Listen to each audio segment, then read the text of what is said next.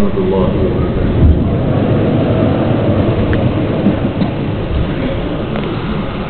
Innal hamdalillah nasta'inuhu wa nastaghfiruhu wa nu'minu bihi wa natawakkalu 'alayhi wa na'udzu bihi min shururi anfusina wa min sayyiati a'malina. Man yahdihillahu fala mudilla lahu wa man yudlil fala hadiya lahu.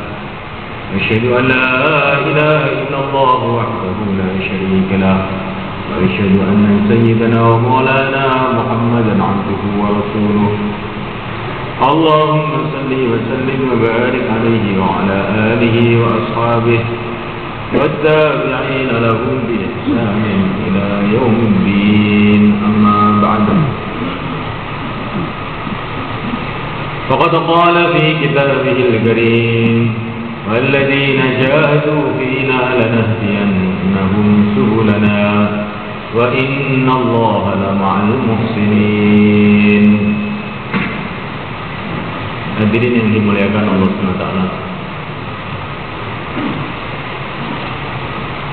kita betul-betul bersyukur kepada Allah SWT, memuji Allah SWT, memuji Allah SWT atas karunia yang Allah berikan kepada kita yang begitu banyak, keistimewaan yang Allah berikan kepada kita. Di antaranya adalah ini yang terbesar, Allah Subhanahu wa ta'ala telah menjadikan kita ini sebagai manusia yang beriman kepada Allah, sebagai manusia yang telah dikasih hidayah kepada agama Allah, agama Islam. Hadirin yang dimuliakan Allah Ta'ala, kita tidak akan bisa memahami dengan sebenar-benarnya keagungan nikmat ini, kehebatan nikmat ini, nikmat iman dan Islam, sebelum kita sampai di akhirat. Kalaupun diperdengarkan bayan berjam-jam, berhari-hari, bertahun-tahun, kita tidak akan bisa memahami dengan sebenar-benarnya keagungan nikmat ini. Ini nikmat yang begitu agung sekali. Kita akan merasakan keagungan nikmat ini dimuliakan Allah Ta'ala kalau kita sampai di akhirat, ketika orang-orang iman digiring ke surga dan ketika orang-orang yang tidak beriman digiring ke neraka. Akan terasa bagaimana kehebatan iman pada waktu itu. Namuliakan Allah SWT, sehingga orang-orang yang di neraka pada waktu itu berharap-harap, rubama yawaddul ladzina kafaru law kanu mu'minin.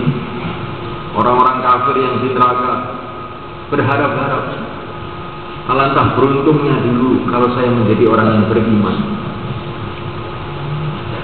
Namuliakan Allah SWT, kita akan merasakan bagaimana kemuliaan dan keagungan iman ketika orang-orang beriman diizinkan untuk menghadap langsung kepada Allah SWT. Kemudian Allah mengatakan kepada mereka bahwasanya Allah telah ridha kepada mereka dan tidak akan marah selama-lamanya. Namuliakan Allah Ta'ala, kita akan merasakan keagungan iman. Wujuhu yawma idzin nadhirah ila rabbiha nadhirah. Ketika kita melihat wajah-wajah orang beriman berseri-seri karena melihat wajah Allah SWT, melihat zat Allah SWT yang tidak bisa dibayangkan kehebatannya, keagungannya, keindahannya. Namuliakan Allah SWT,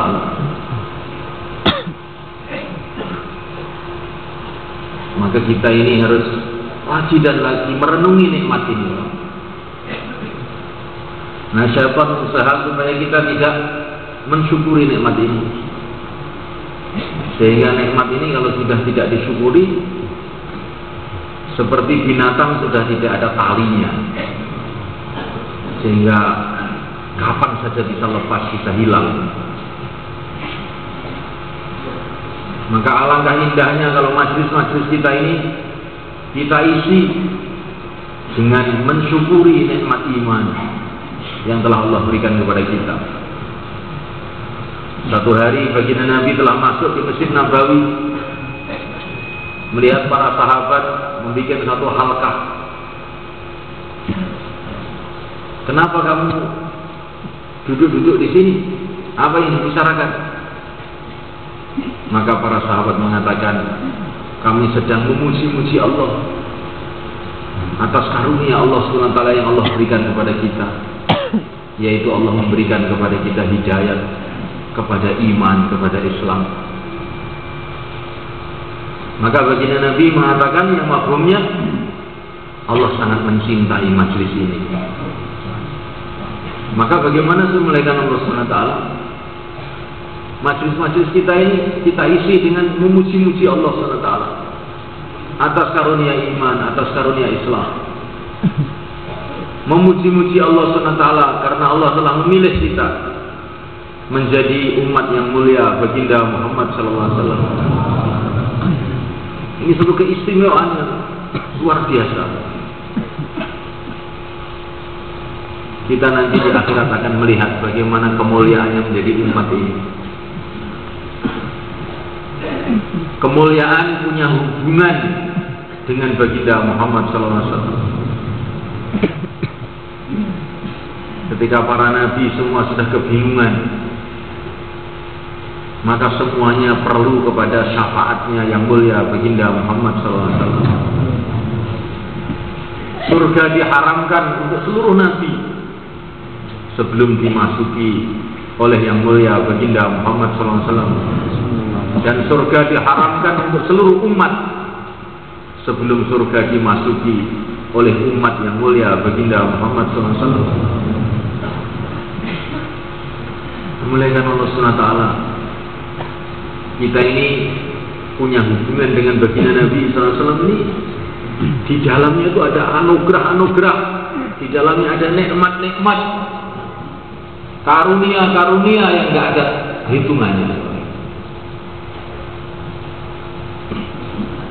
Memuliakan Allah SWT. Sebetulnya kita ini lemah, sebetulnya kita ini tidak ada nilainya. Tetapi semuliakan Allah Ta'ala, karena kita ini menjadi umatnya baginda Muhammad SAW, menjadi sangat bernilai, sangat tinggi, sangat mulia di sisi Allah Subhanahu wa Ta'ala.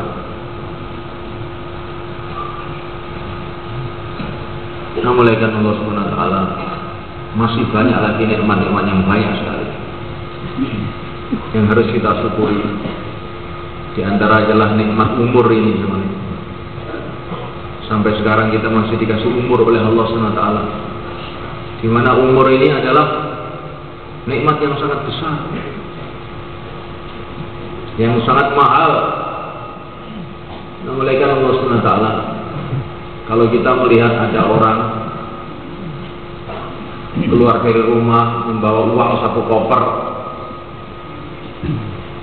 ratusan ribu semua, kemudian uang tadi dibuang di tempat sampah atau dibakar di tempat sampah, kira-kira bagaimana? Pasti kita ini merasa heran, sangat-sangat heran. Ini orang sudah gila betul. Bagaimana uang sekian banyak dibuang, dibakar, disia-siakan. Hadirin yang dimuliakan Allah SWT, sebetulnya umur itu lebih mahal lagi melebihi uang. Karena umur ini 1 menit saja kalau digunakan untuk taat kepada Allah SWT, bisa untuk membeli surga, membeli kerajaan yang kekal abadi, memberi istana-istana dari emas, dari intan. Maka orang yang menyia-nyiakan umurnya betul-betul orang yang tidak tahu diri, tidak tahu menghargai nikmat. Umur ini mahal sekali.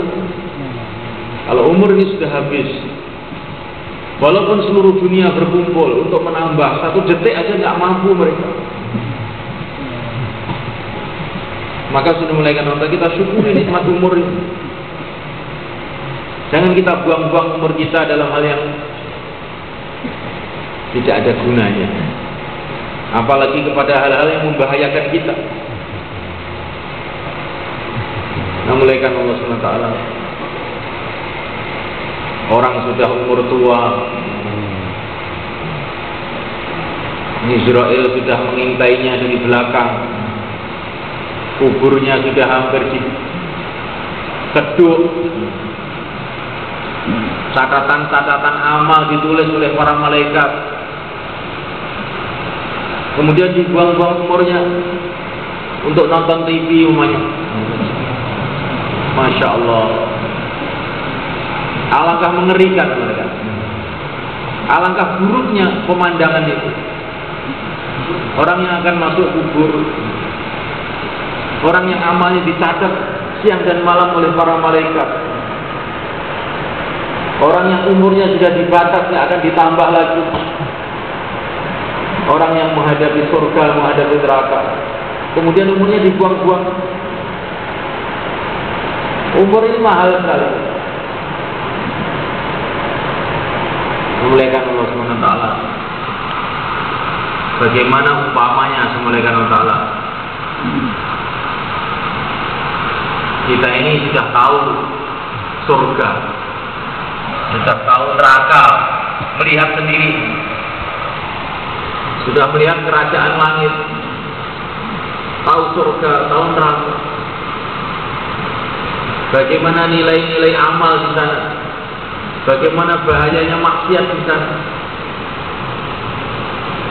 Setelah itu dimulaikan Allah Ta'ala, kita diizinkan kembali ke dunia.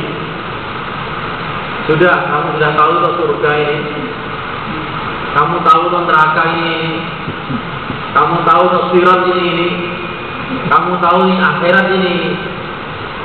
Setelah itu kita diizinkan kembali ke dunia. Kira-kira apa yang akan kita buat?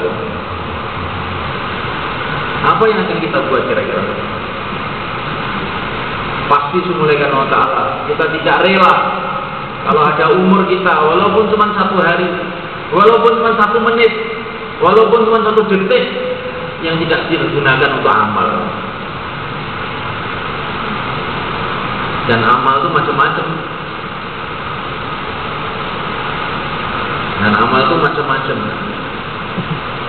Maka tentu kalau kita ini semulaikan Allah Ta'ala, tahu umur kita ini terbatas, pasti kita akan milih amal yang paling menguntungkan kita. Amal yang paling menguntungkan kita. Apa itu amal yang paling menguntungkan? Itulah amal yang dipilih oleh yang mulia baginda Muhammad SAW, yang dipilihkan oleh Allah untuk yang mulia baginda Muhammad SAW. Baginda Nabi ini sudah melihat surga sendiri langsung, melihat neraka sendiri langsung, menghadap Allah langsung, mendengar firman Allah langsung, berteman dengan para malaikat tiap hari. Kemudian setelah itu malaikat, apa yang beliau buat? Dihabiskan umurnya, siangnya, malamnya dalam usaha agama. Usaha bagaimana beliau mengamalkan agama, dan usaha bagaimana umat mengamalkan agama. Inilah kerja Nabi SAW. Untuk inilah dihabiskan pikirnya, dihabiskan hartanya, dihabiskan kekuatannya, dihabiskan air matanya, tenaganya, semuanya dihabiskan untuk bisa mengamalkan agama, dan bagaimana umat mengamalkan agama. Memuliakan Allah Ta'ala, karena kalau kita usaha agama, kita mati, maka amalan-amalan masih diteruskan oleh anak-anak kita, cucu-cucu kita, teman-teman kita, sehingga amalan kita ini tidak habis. Kita akan terus mendapatkan pahalanya sampai hari kiamat. Memuliakan Allah SWT. Umat Islam tidak hanya begini saja. Umat Islam itu masih akan bangkit lagi. Menjelang hari kiamat umat Islam akan bersatu lagi. di mana nanti akan datang satu masa di dunia ini tidak ada agama selain Islam. Habis. Semua orang-orang kafir akan dihancurkan oleh Allah SWT. Ketika datang Nabi Isa alaihissalam menjelang kiamat, akan datang masa itu. Memuliakan Allah SWT. Tidak tahu kita apa sampai ke masa itu atau tidak. Tetapi kalau kita ini memulai kerja-kerja agama sekarang, maka bila masa itu datang, kita akan dapat pahalanya juga. Kenapa kita sekarang sholat? Kenapa kita sekarang ini dakwah? Kenapa sekarang kita ini taklim wa ta'allum? Ini barokahnya kerja-kerja orang-orang sebelum kita. Kerjanya para masyayikh kita, kerjanya Syekh Ilyas, kerjanya Wali Songo, kerjanya para sahabat, kerja yang mulia baginda Muhammad SAW. Berkat kerja-kerjanya orang dululah kita bisa amal agama dan memperjuangkan agama.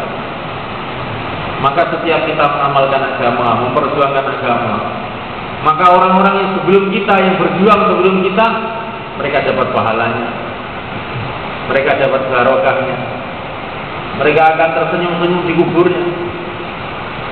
Namun Allah Ta'ala, begitu juga kalau kita ini berjuang sekarang ini, maka perjuangan kita akan diteruskan orang-orang setelah kita. Maka kita pun akan dapat pahalanya. Sampai manusia yang terakhir yang berjuang menjelang kiamat, yang mengamalkan agama menjelang kiamat, kita dapat pahalanya. Karena kita telah memulai, kita ikut memulai, kita ikut menyambung kerja yang mulia baginda Muhammad SAW. Maka kita ini syukur.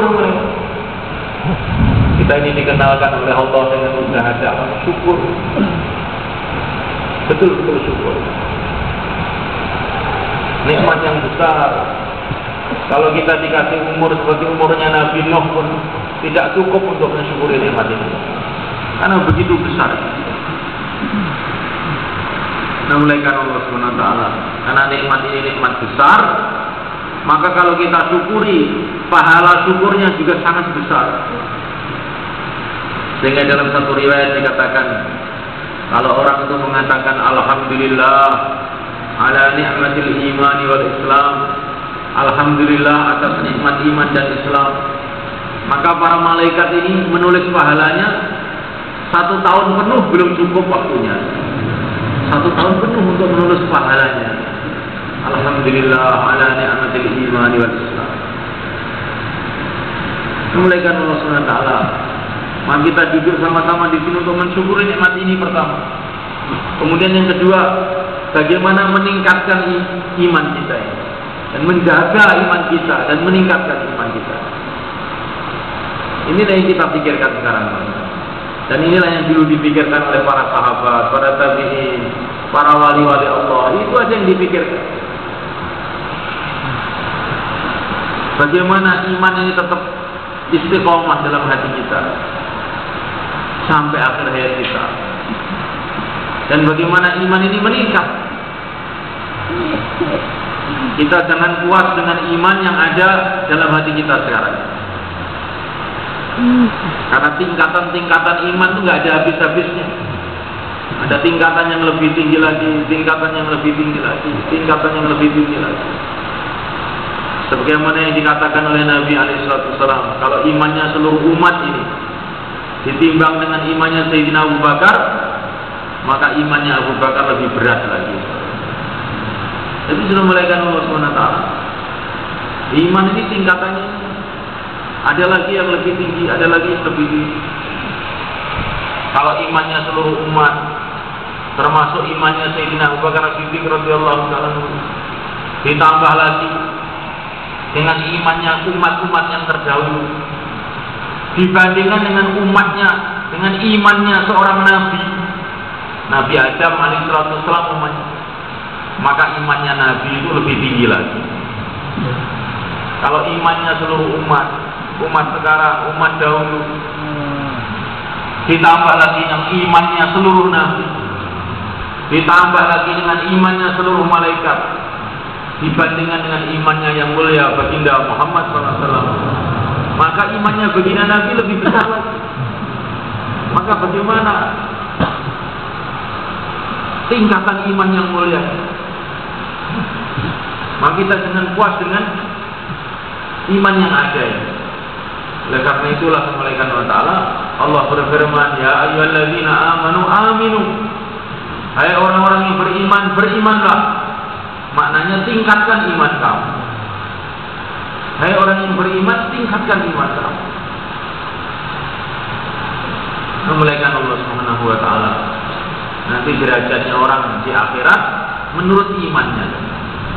Imannya tambah tinggi, maka derajatnya akan tambah tinggi lagi. Maka bagaimana memuliakan Allah Ta'ala untuk menjaga iman dan meningkatkan iman? Maka yang pertama memuliakan Allah Ta'ala, kita berbanyak mendengarkan dan berbicara mengenai kalimat iman. Aksiru min qawli la ilaha illallah. Perbanyak pembicaraan mengenai kalimat iman, kalimat la ilaha illallah.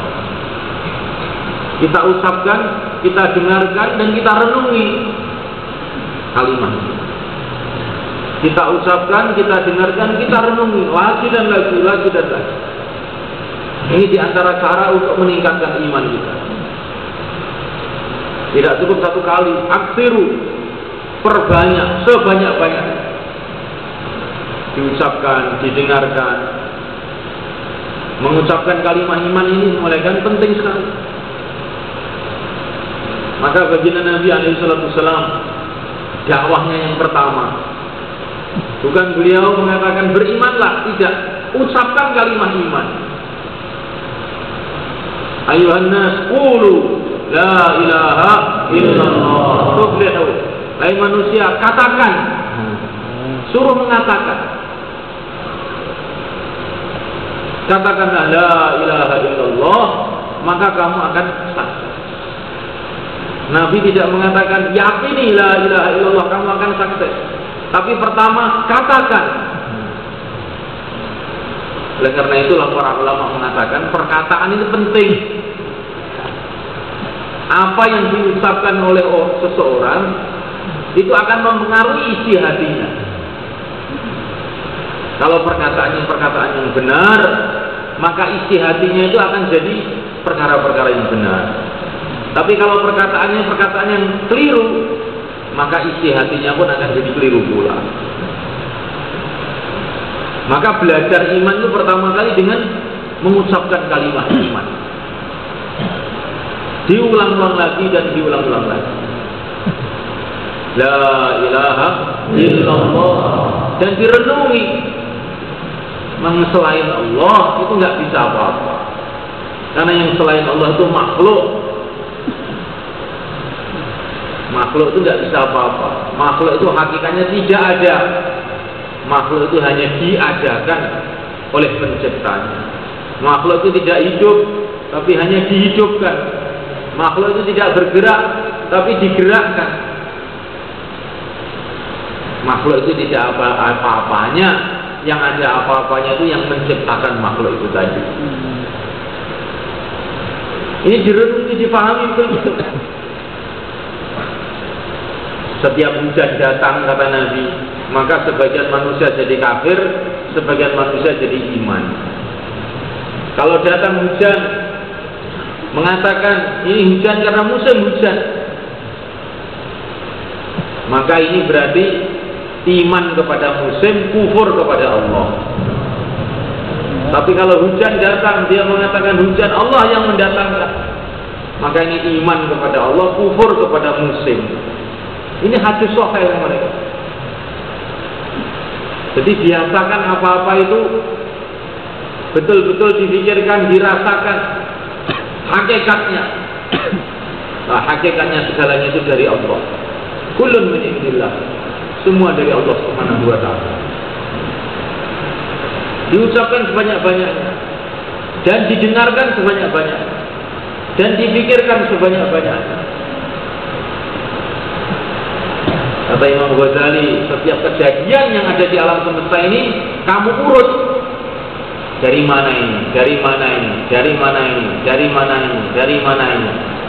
Nanti akhirnya mesti mentok dari Allah. Mulaikan Allah Ta'ala. Ini dari manusia. Lah manusia dari mana? Dari Allah, dari pencipta manusia. Ini dari hujan. Hujan dari mana? Hujan dari awan. Awan dari mana? Awan dari ini. Dari mana? Dari mana? Tidak akan selesai pertanyaan sebelum dijawab dari Allah yang menciptakannya.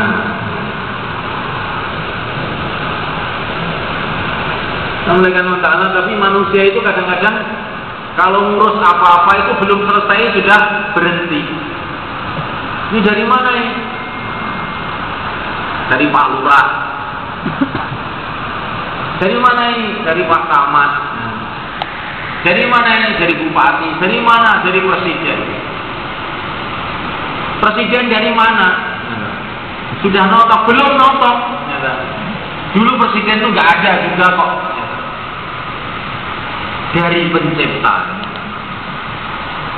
Sebelum kita jawab semua dari pencipta, maka hakikatnya kita ini belum menjawab. Kita ini belum menjawab. Kulun min indillah, semua dari Allah Subhanahu wa Ta'ala. Maka kita perbanyak pembicaraan kalimat iman, mendengarkan kalimat iman. Dan dipikirkan, direnungi betul-betul. Kemudian mulai karena kita berdoa kepada Allah Subhanahu wa Ta'ala supaya hakikat iman itu dimasukkan dalam hati kita. Apalagi waktu hujan seperti ini.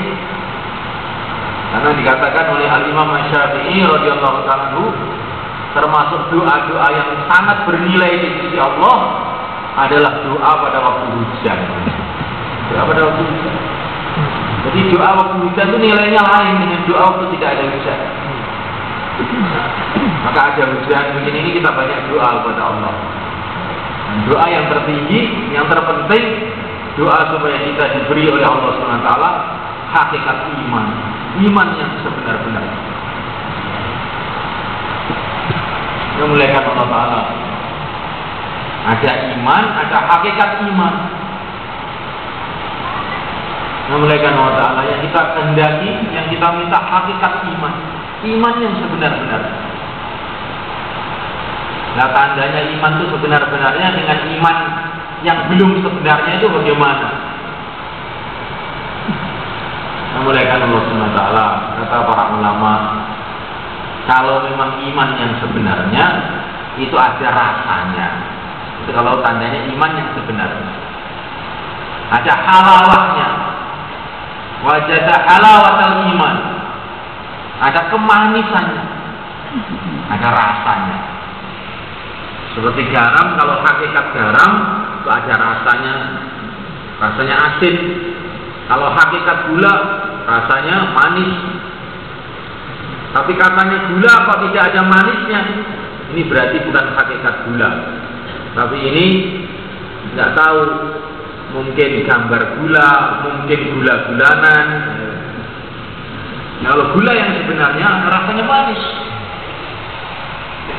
Begitu juga iman yang sebenarnya. Kalau iman yang sebenarnya ada rasanya. Wa idza dzukirallahu wajilat qulubuhum wa idza tuliyat 'alaihim ayatuhu zadatuhum imana wa 'ala rabbihim yatawakkalun. Ini hakikat iman, ada rasanya. Di antara rasanya iman itu semulakan, kalau iman itu yang hakiki, kalau mendengar asma Allah, mendengar nama Allah, hati itu bergetar, ada rasa. Allah pencipta alam semesta, raja dunia akhirat, pengatur nasib saya dunia akhirat, yang menentukan segalanya di bumi, di langit, di dunia, di akhirat, yang selalu melihat saya, mendengar saya, menguasai saya. menguasai seluruh alam semesta, maka baru disebut Allah. Hati itu ada getar. Ini tandanya iman juga hakikat iman.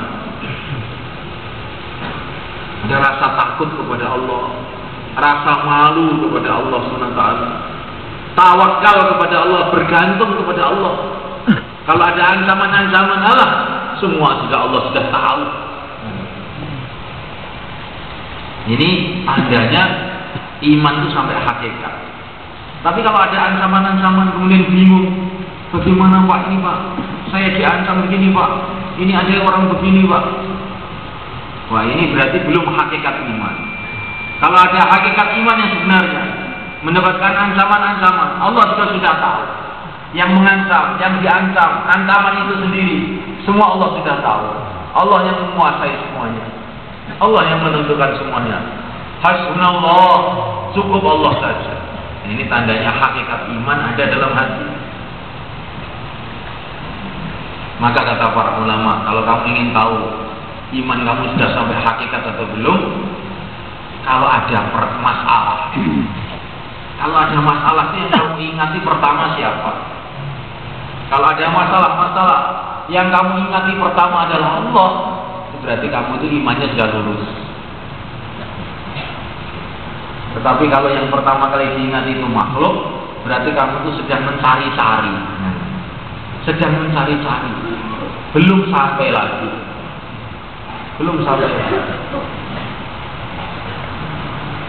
Nah, mulaikan Allah Subhanahu wa Ta'ala. Maka untuk meningkatkan iman, senantiasa bicara iman, mendengarkan pembicaraan iman, doa kepada Allah Subhanahu wa Ta'ala supaya dikasih hakikat iman. Dan kita cari pengalaman iman. Bagaimana cari pengalaman iman? Cari pengalaman iman itu dimulaikan menjalankan perintah Allah Subhanahu wa Ta'ala, sama juga perintahnya sesuai dengan akal kita, pikiran kita, nafsu kita, atau perintahnya itu bertentangan dengan nafsu dan pikiran kita. Ini kata para masyayikh, katanya Maulana Umar rahimahullah, kalau orang itu berani menjalankan perintah Allah yang tidak sesuai dengan pikirannya, tidak sesuai dengan keinginannya, tidak sesuai dengan nafsunya, maka dia nanti akan dapat pengalaman iman. Seperti Nabi Ibrahim alaihissalam menjalankan perintah Allah yang betul-betul tidak sesuai dengan akal dan pikiran dan perasaan, suruh menyembelih anaknya. Akhirnya beliau dapat pengalaman-pengalaman yang luar biasa. Pengalamannya apa? Ketika pedang ditancapkan di leher anaknya, nggak mempan, loh. Ditekan-tekan nggak mempan lagi. Ditekan-tekan nggak mempan lagi. Sehingga akhirnya Nabi Ibrahim itu marah kepada pedang. Ini pedang apa ini? Pedang itu untuk nyembelih kok nggak mempan, gimana ini? Akhirnya pedang tadi ngomong, pedang tadi ngomong, ya Ibrahim, engkau menyuruh aku untuk memotong leher anakmu, tetapi Allah melarang aku untuk memotong leher anakmu. Ya saya ini ikut Allah, bukan ikut kamu. Masya Allah. Jadi pedang pun bisa ngomong. Ini gara-gara Ibrahim alaihissalam mengikuti perintah Allah Subhanahu wa Ta'ala yang tidak sesuai dengan akal, tidak sesuai dengan perasaan. Akhirnya datang pertolongan Allah Subhanahu wa Ta'ala yang luar biasa, yang tidak sesuai dengan akal dan perasaan juga. Jadi kalau kita ini maunya itu menjalankan perintah Allah yang cocok dengan kita, cocok dengan akal kita, cocok dengan nafsu kita saja, maka semulaikan kita ini akan dapat pengalaman yang biasa-biasa saja. Tapi kalau kita sudah berani menjalankan perintah Allah yang luar biasa, nanti akan dapat pengalaman yang luar biasa juga. Ini sudah sunnatullah. Pertolongan anugerah Allah yang luar biasa setelah orang itu menjalankan perintah yang luar biasa. Nabi Musa alaihissalam, depannya lautan, belakangnya pasukan Fir'aun. Tiba-tiba datang perintah Allah, pukulkan tongkatmu ke lautan. Maka ini perintah yang aneh. Perintah yang betul-betul nggak masuk akal. Untuk apa ini tongkat dipukulkan di lautan? Ini tidak sesuai dengan akal, tidak sesuai dengan pikiran, tidak sesuai dengan perasaan, tidak sesuai dengan pengalaman juga. Karena pengalamannya Nabi Musa itu dulu tongkat ini dilemparkan itu jadi ular. Kalau dipukulkan ke batu keluar air. Nah sekarang ini menghadapi lautan kok juga suruh mukulkan tongkat lagi. Ini apa ini? Menurut pengalamannya nggak cocok, menurut pikirannya nggak cocok. Tapi perintah Allah dikerjakan. Perintah Allah yang luar biasa dikerjakan, maka akhirnya datang pertolongan Allah yang luar biasa, lautan jadi jalan raya. Maka kita ini belajar ini mereka. Kita datang jauh-jauh ke sini belajar menjalankan perintah Allah Subhanahu wa taala yang tidak sesuai dengan nafsu kita, tidak sesuai dengan pikiran kita. Nafsu kita mau pulang, tapi kita keluar jalan Allah. Nafsu kita mau tidur, tapi kita tahajud. Nafsu kita mau marah, tapi tersenyum-senyum. Ini semulaikan Allah Ta'ala. Nafsu kita ingin menjelek-jelekan orang, tapi kita ganti dengan membaik-baikkan orang. Nafsu kita ingin bermusuhan, tapi kita ingin rukun. Kita rubah dengan kerukunan. Nah nanti kalau kita sudah menjalankan perintah Allah yang tidak sesuai dengan pikiran dan nafsu kita baru dapat peningkatan.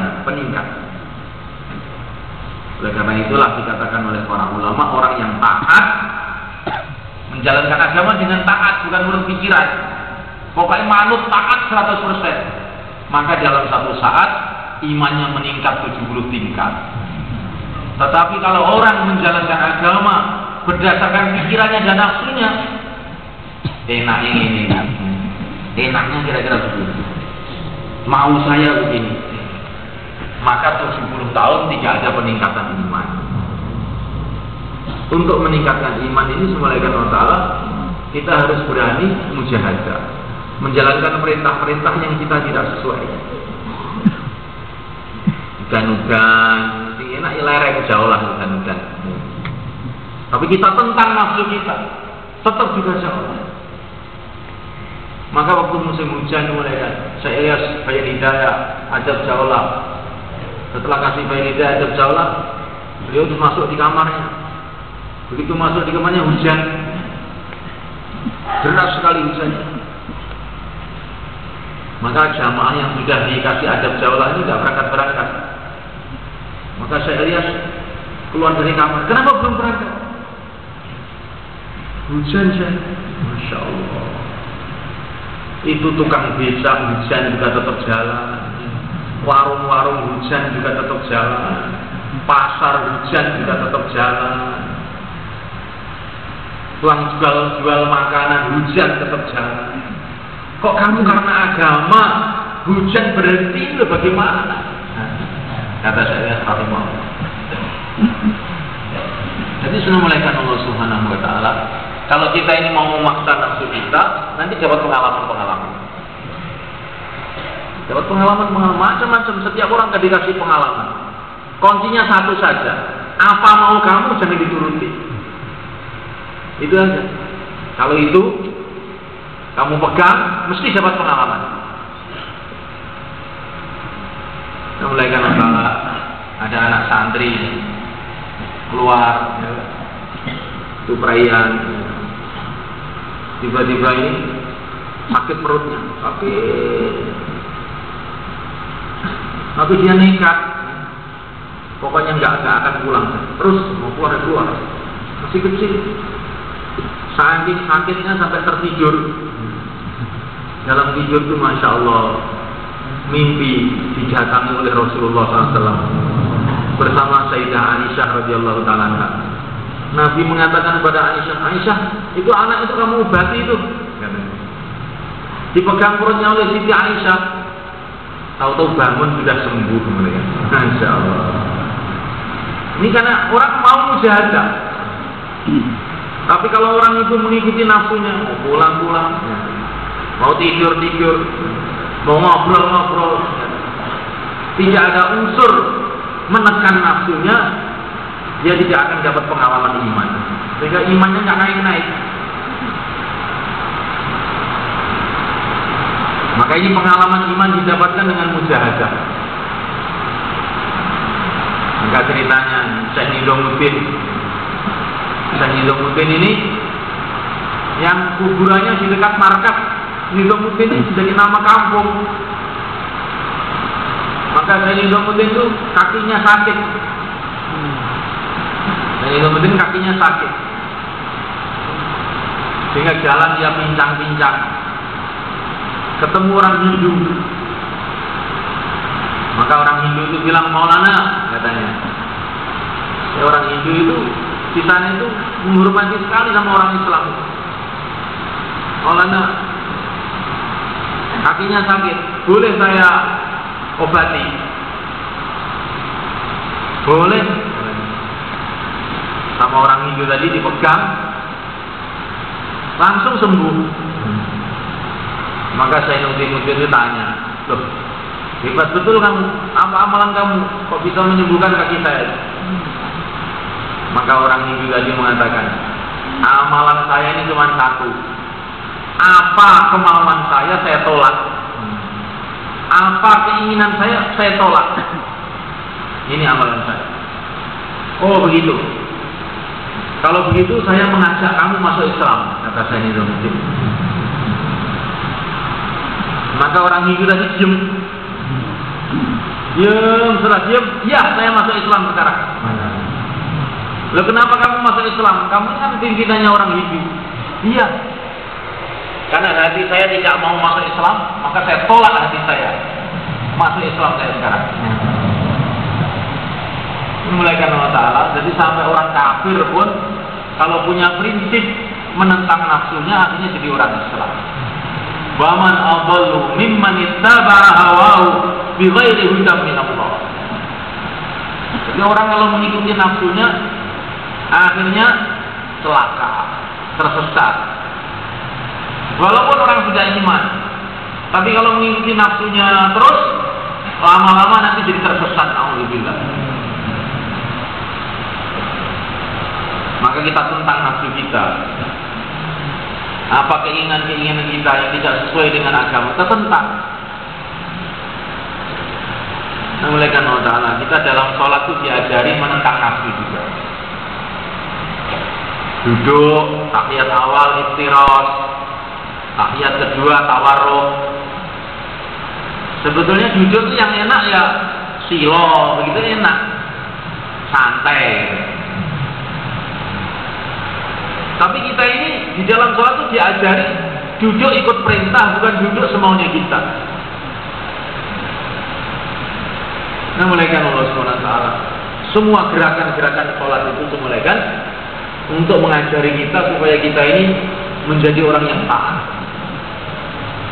tidak mengikuti kemauannya sendiri, tetapi ikut perintah.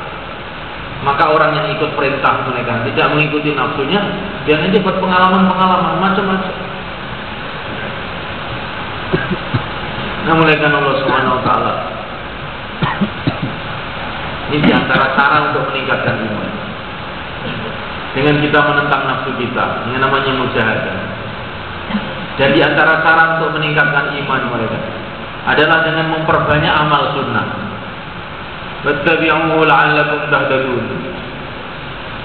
Tambah banyak amal sunnah yang kita kerjakan, maka tambah banyak lagi nur yang akan masuk dalam hati kita, sehingga hidayah akan tambah besar, iman kita akan meningkat. Duduk cara sunnah, tidur cara sunnah, makan cara sunnah. Ini penting sekali mereka. Ini bukan hanya untuk zaman dulu ketika baru keluar 3 hari. Sekarang sudah karpon lama sehingga tidak perlu lagi adab makan, adab tidur, tidak perlu lagi. Nah, ini semulaikan Allah Subhanahu wa Ta'ala. Ini berarti kemerosotan. Bukan peningkatan, tapi ini kemerosotan. Semulaikan Allah Subhanahu wa Ta'ala. Semestinya kita ini tambah lama dalam agama ini, tambah lama dalam usaha agama. tambah lagi teliti di dalam mengamalkan sunnah, sehingga tambah lagi banyak cahaya yang Allah masukkan dalam hati kita, sehingga agama ini rasanya tambah lezat, tambah lezat, tambah lezat. Memuliakan Allah Subhanahu wa Ta'ala. Dan di antara cara untuk meningkatkan iman memuliakan adalah kita ini belajar ilmu. Belajar ilmu. Belajar ilmu itu meningkatkan iman juga, terutama ilmu fadhail. Kata Sayyidina Abdul Hasan, ilmu fadhail itu langsung berhubungan dengan iman dan akan meningkatkan iman. Memuliakan Allah Subhanahu wa Ta'ala. Dan di antara cara untuk meningkatkan iman banyak zikir. Ala dzikrillah tatma'innul qulub. Dengan zikir hati akan menjadi tenang. Maksudnya tenang itu bagaimana? Maksudnya tenang itu imannya meningkat. Kalau zikir ini zikir yang sebenarnya, maka iman itu akan meningkat. Jadi tenang itu bukan maknanya tidur, ngantuk, seperti kamu ini, bukan. Ini namanya teler, bukan tenang. Jadi tenang ini dimulaikan Allah Subhanahu wa Ta'ala. Meningkatnya iman itu maksudnya tenang dalam Quran. Walakin liyatma'inna qalbi. Kata-kata Nabi Ibrahim, walakin liyatma'inna qalbi. Hati saya supaya menjadi tenang, maknanya imannya meningkat. Imannya meningkat. Memulaikan Allah SWT dengan zikir, zikir yang sungguh-sungguh.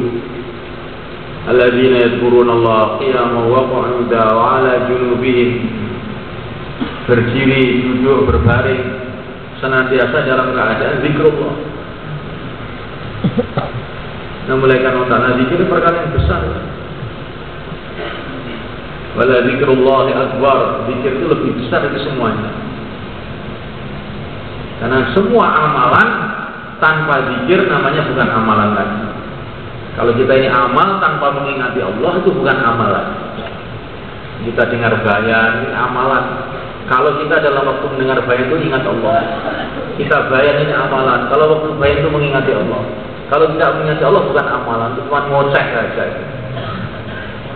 Setiap amalan harus dibarengi dengan zikrullah. Nah, mulaikan Allah Ta'ala. Jadi antara cara meningkatkan iman dengan mencintai orang-orang ahli iman. Almarhum ma'aman ahabba. Orang itu akan dikumpulkan oleh Allah bersama orang yang dia cintai. Maknanya bagaimana mulaikan? Kalau orang itu mencintai orang-orang ahli iman, maka dia akan dikumpulkan oleh Allah bersama orang ahli iman. Maknanya dia akan dikasih iman oleh Allah SWT. Maka mencintai orang-orang ahli iman, mencintai orang-orang soleh itu bagian dari cara untuk meningkatkan iman. Begitu juga mulaikan Allah Ta'ala. Kebencian, permusuhan dengan orang-orang ahli iman ini akan merusakkan iman kita. Man ada li waliyan faqad adantu bil harb. Ini firman Allah dalam hadis qudsi. Barang siapa yang menyakitkan hati wali-waliku berarti ngajak perang dengan aku. Ini kata para ulama, apa ini maksudnya ini? Ini bahaya ini. Orang itu kalau menyakitkan hatinya orang-orang ahli iman berarti ngajak perang dengan Allah. Kalau ngajak perang dengan Allah maknanya imannya akan hilang. Na'udzubillah. Maka kasih sayang dengan orang-orang ahli iman, melihat kebaikan-kebaikan orang-orang ahli iman, ini bagian dari cara untuk menjaga iman kita dan untuk meningkatkan iman kita. Dan ini mesti kita buat semata-mata karena Allah Subhanahu wa Ta'ala. Memulaikan Allah Subhanahu wa Ta'ala. Dan di antara cara untuk meningkatkan iman, memulaikan kalau kita ini ada usaha bagaimana saudara-saudara kita imannya meningkat. Namanya usaha dakwah. Jadi kalau kita ini pikir bagaimana anak saya imannya meningkat, istri saya imannya meningkat, anak-anak saya imannya meningkat, umat ini imannya meningkat, maka iman kita sendiri akan meningkat. Wallahu fi 'aunil 'abd ma jalal 'abdu fi 'auni akhi. Allah akan menolong hambanya kalau hambanya senantiasa menolong saudara. Memulaikan Allah Subhanahu wa Ta'ala, maka orang yang imannya terus meningkat terus, enggak ada turunnya. Siapakah mereka? Itulah para nabi, para rasul alaihi wasallam. Jadi antara ciri khasnya kehidupan para nabi, para rasul itu apa? Mereka ini dakwah terus menerus, tidak ada hentinya. Di antara ciri khasnya. Maka imannya meningkat terus menerus. Bukan dakwah 4 bulan, ini dakwah seumur hidup sampai mati. Ada orang tanya, apa 4 bulan, dakwah 4 bulan? Di Quran nggak ada dakwah 4 bulan. Memang tidak ada dakwah 4 bulan di Quran. Yang ada dakwah sampai mati. Kalau ditanya waktu, yang ada di Quran 950 tahun itu dakwah Nabi Nuh alaihissalam. Ini 4 bulan, 40 hari ini langkah-langkah pertama untuk supaya kita mengenal kerja-kerja dakwah. Insyaallah kita niat semuanya. Jadi dakwah ini mulai kan untuk diri kita sendiri hakikatnya. Wa man jahada fa innama yujahidu li nafsi. Barang siapa mujahadah maka hasilnya itu untuk diri dia sendiri, bukan untuk orang lain. Orang lain akan dapat hasil juga, tapi yang pertama dapat hasil adalah hakikatnya diri dia sendiri. Oleh karena itulah dimulaikan Allah. Allah sudah tahu kalau Fir'aun itu tidak akan masuk Islam, tidak akan beriman. Karena Allah itu maha tahu segalanya. Apa yang telah terjadi, yang sedang terjadi, yang akan terjadi. Qad ahata bi kulli syai'in ilma. Allah sudah tahu. Allah sudah tahu kalau Fir'aun tidak akan masuk Islam, tidak akan beriman. Tetapi Allah perintah Nabi Musa untuk dakwah kepada Fir'aun. Kan aneh. Idhab ila Fir'auna innahu tagha. Pergilah kamu kepada Fir'aun yang Musa, karena dia telah melampaui batas. Padahal Allah tahu bahwa Fir'aun nggak akan masuk Islam. Kok Nabi Musa suruh berangkat? Ini menunjukkan memulaikan dakwah itu dimulaikan Allah Ta'ala untuk dai itu sendiri. Dakwah itu untuk dai itu sendiri. Yang terpenting dimulaikan. Ada pun orang lain itu yang kedua, yang terpenting untuk dirinya sendiri. Memulaikan Allah Subhanahu Wa Ta'ala, dan dakwah itu hasilnya dua, untuk dirinya sendiri pertama, yang kedua untuk orang lain. Dan orang lain ini ada dua juga. Kadang-kadang dengan dakwah akan datang hidayah, kadang-kadang dengan dakwah akan datang azab Allah Subhanahu Wa Ta'ala. Di dakwah sudah disampaikan seperti itu. Untuk Bani Israel jadi asbab hidayah, untuk Fir'aun jadi asbab azab. Jadi dakwah ini pedang bermata dua. Ini akan jadi asbab hidayah bagi orang-orang yang Allah kehendaki, dan akan menjadi asbab kehancuran bagi orang-orang yang Allah kehendaki. Itu dakwah. Ceritanya begitu. Nabi Nuh dakwah siang dan malam, akhirnya bagaimana? Asbab hidayah bagi orang-orang yang Allah kehendaki 80 orang, dan asbab kehancuran untuk orang-orang yang Allah kehendaki, yaitu orang yang tidak mau menerima. Dakwah ini perkara besar mereka. Jadi satu pukulan kena dua dakwah. Satu kerja kena dua. Jadi asbab hidayah untuk orang-orang yang memang Allah kehendaki, dan asbab kehancuran untuk orang-orang yang memusuhi nanti kalau Allah kehendaki. Tidak repot-repot. Satu kerja sudah mendatangkan macam-macam barokah. Maka Maulana Umar rahimahullah boleh mengatakan kalau dakwah dikerjakan, pertama kali imannya yang dakwah itu sendiri akan meningkat. Kemudian yang kedua, orang-orang iman yang imannya lemah sebab wujudnya usaha dakwah, mereka akan naik imannya. Kemudian yang ketiga, orang-orang kafir akan dihancurkan oleh Allah. Itulah yang diceritakan dalam Al-Quran ketika Nabi Musa dakwah. Nabi Musa sendiri meningkat. Kemudian yang kedua, wa qala rajulun mu'minun min ahli fir'aun yaktumu imanahu ataqtuluna rajulan an yaqula rabbi Allah.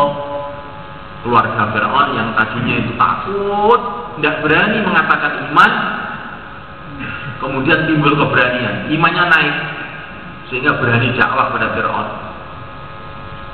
Kemudian yang ketiga, Allah SWT hancurkan orang-orang ahli batil.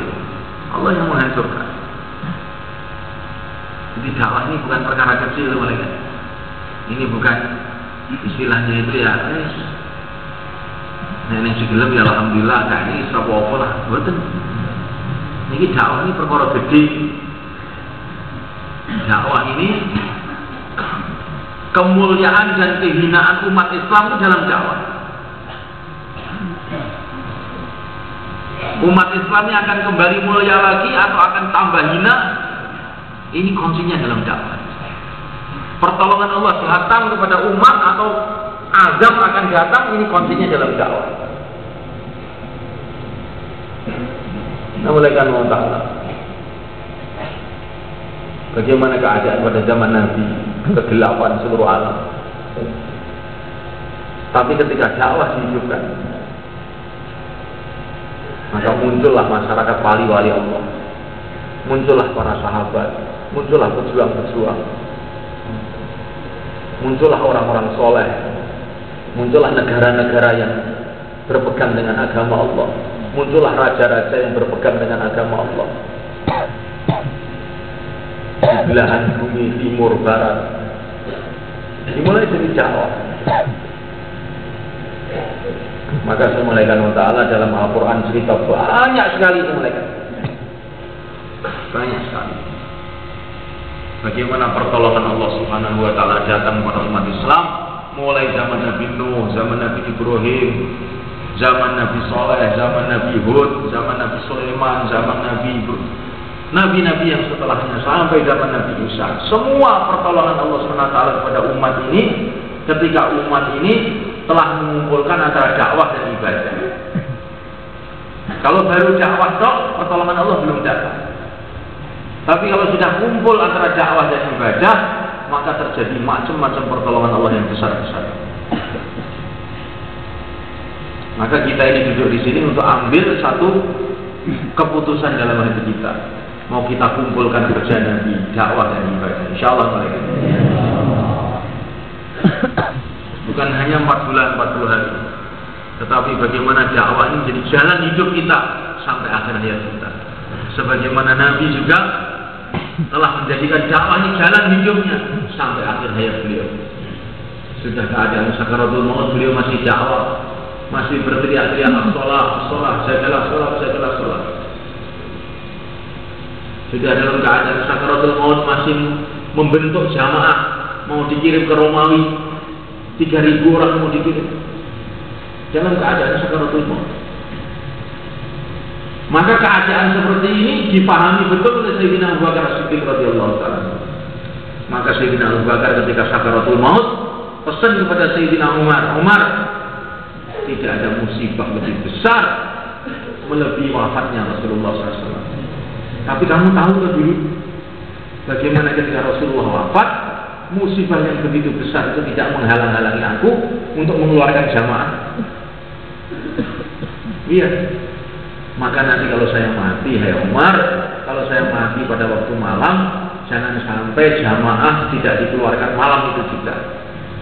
Sebelum subuh harus sudah keluar. Kalau saya mati waktu siang, jangan sampai datang waktu maghrib, jamaah belum dikeluarkan. Inilah Abu Bakar As-Siddiq radhiyallahu ta'ala. Ini kapan? Waktu sakaratul maut. Waktu sakaratul maut. Yang dipikirkan dalam pengeluaran jamaah. Ini Sayyidina Abu Bakar As-Siddiq radhiyallahu ta'ala. Kenapa begitu beliau ini? Karena dulu beliau melihat sendiri pimpinannya, kekasihnya, yaitu baginda Muhammad SAW dalam keadaan sakaratul maut masih membentuk jamaah. Maka sekarang ini, malam ini juga saya mulaikan, kita akan membentuk jamaah juga seperti Sayyidina Abu Bakar As-Siddiq membentuk jamaah, seperti baginda Muhammad SAW membentuk jamaah. Insyaallah kita niat semuanya. Yang niat untuk 4 bulan silahkan berdiri. Taqabbalallah. Jazakumullah. Nah, silakan berdiri ke kanan. Yang mau keluar 4 bulan silakan ke selatan mereka, berdiri ke selatan. Yang sangat penting Allah berikan kepada kita. Insyaallah kerja dakwah, kerja para nabi. Silakan mulaikan. Yang 4 bulan silakan berdiri ke selatan. Monggo 4 bulan berdiri ke selatan.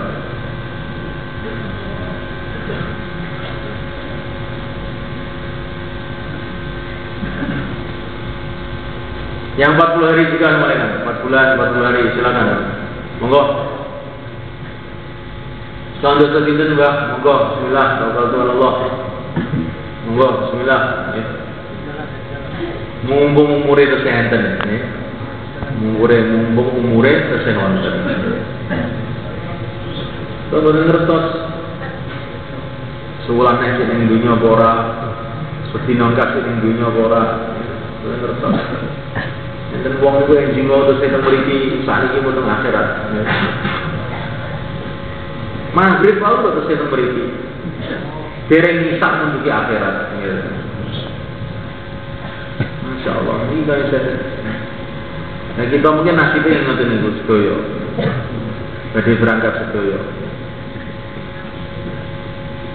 Ini jawab bukan untuk keperluan orang lain, keperluan kita sendiri. Supaya kita ini mati, amalan kita masih diteruskan oleh orang-orang setelah kita.